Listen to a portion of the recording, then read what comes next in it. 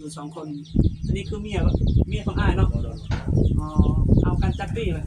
9 ปีแล้วเลยโอ้9 ปีเลยยังไม่ได้ลูกซ้ำบ่มีเลยบ่มีเลยแต่ว่ากินยาแล้วบ่มีกินยาก็บ่มีเอาไว้โอ้ว่าสิเฮ็ดแนวใดเนาะเออครอบครัวก็มีแต่2 คนเนาะโดยอ๋อเอาไก่บ่เมียเนาะไก่เนาะกายไก่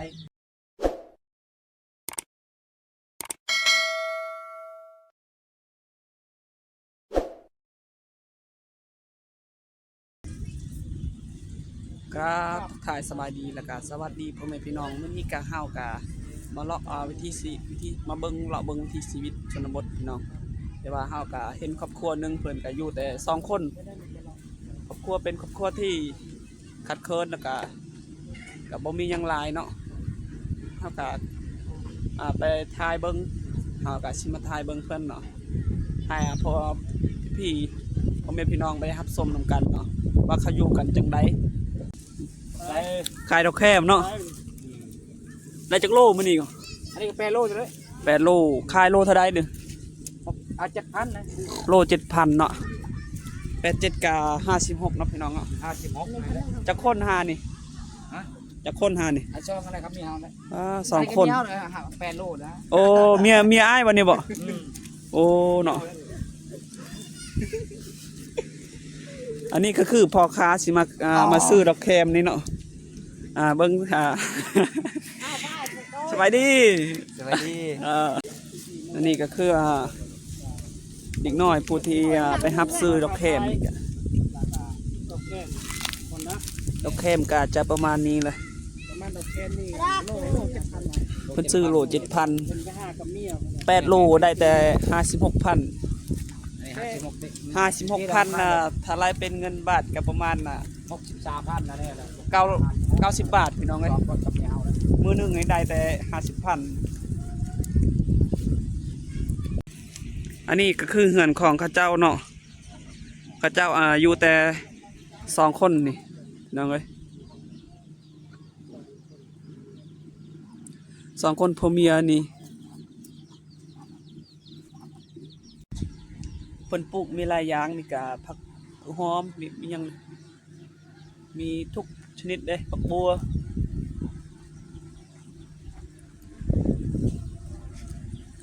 อันนี้ก็คือเฮือนของข้าเจ้าเนาะ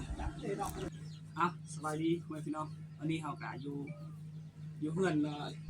อ้ายผู้นี้เนาะเห็นเพิ่นอยู่2 คนแล้วก็เห็นเมื่อกี้นี้เพิ่นเฮ็ดอันนั้นเด้ดอกแคมขายเท่าไหร่ก่อน7,000โล 7,000 เนาะได้จักโล8 โลเนาะ8 โลก็56,000พี่น้องเอ้ย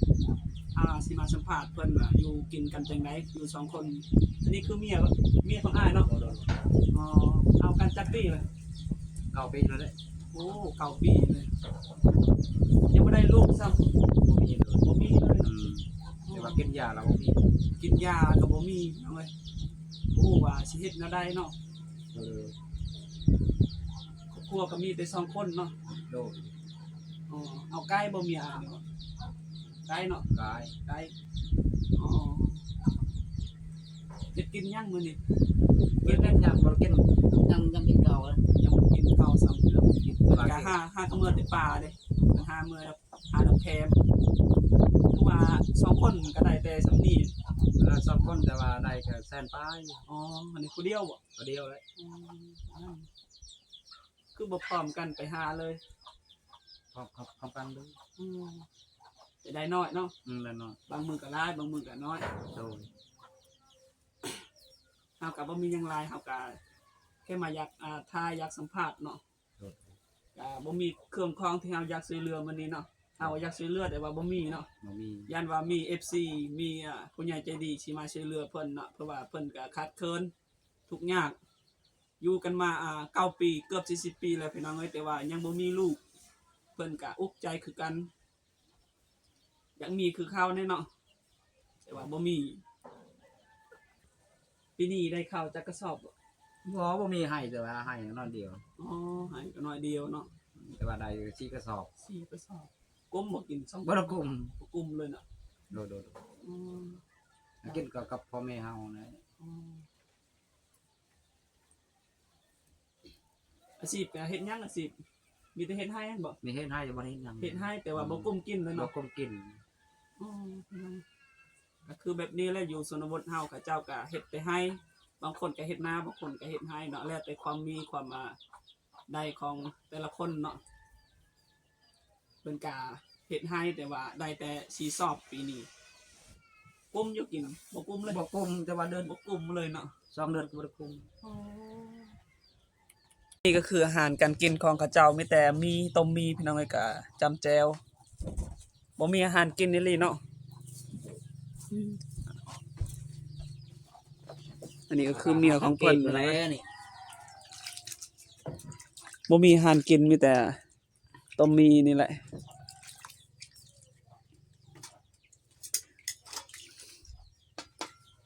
จ้าเลยเหรอมีซองเดียวแต่กินแต่ทางครอบครัวเลยพี่น้องเอ้ยเพราะว่าบ่มีอาหารกินเลย หยด ไปเบี้ยจัง ตลอดโดน แล้วเวลาเปราะเนี่ยต้องเหาะเอาเลยพอจะบอดระเบิดเราจะดับเลยลองไอ้ช็อกโกเอาไงเอาเลย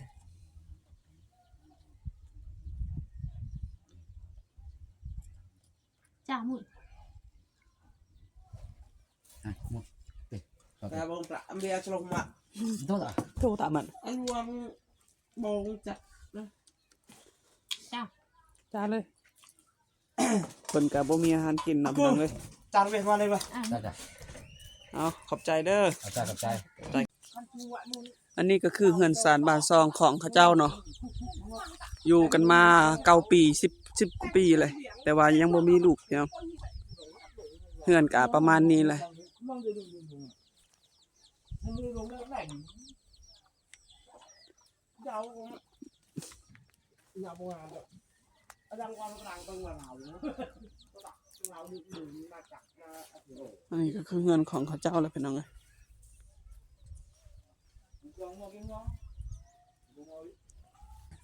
สำหรับคลิปนี้ก็ขอจบลงเพียงเท่านี้พี่น้องเอ้ย